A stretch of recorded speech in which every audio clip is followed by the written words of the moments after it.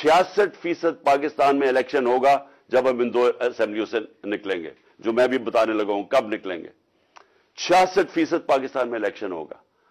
तो अकल तो यह कहती है कि आप जनरल इलेक्शन करवा दें, लेकिन मैं फिर से कहता हूं, ये खौफजदा हैं, इलेक्शन हारने से डरे हुए हैं। इनका कोई पाकिस्तान का मकसद नहीं कि पाकिस्तान ऊपर जा रहा है या नीचे जा रहा है।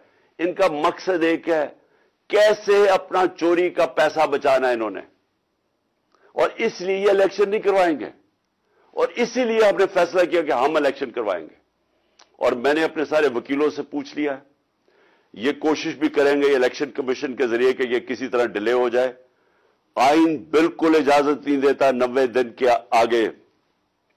हमने फैसला किया है, और मैं बड़ा शुक्रगुजार हूं अपने दोनों चीफ मिनिस्टर्स का कि इन्होंने बिल्कुल मेरे साथ चले हैं, मेरा साथ दिया है। हमने फैसला यह किया है कि हम अगले जुमे को, आज है हफ्ता, अगले जुमे को हम दोनों पख्तूनख्वा की असेंबली डिसॉल्व कर देंगे और पंजाब की असेंबली डिसॉल्व कर देंगे, और उसके बाद हम इलेक्शन की तैयारी करेंगे।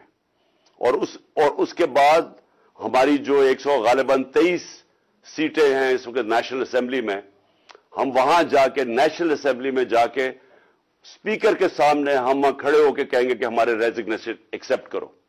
ये ड्रामे ना करो कि चुन चुन के 8 जो इन्होंने पहले हमारे साथ किया था, इन्होंने बजाय हमारे बाकी रेजिग्नेशन एक्सेप्ट करने के, इन्होंने 8 सीटें चुनी। ये जो बड़ा करप्ट यानी मॉरली करप्ट इलेक्शन कमीशन है, इसने नवाज शरीफ के साथ बैठ के 8 सीटें चुनी जो हमारी सबसे कमजोर सीटें थी, जिनमें बड़ी कम मार्जिन से हम जीते थे, और जिधर पीडीएम का वोट दुगना था हमारे से उस इलेक्शन के अंदर।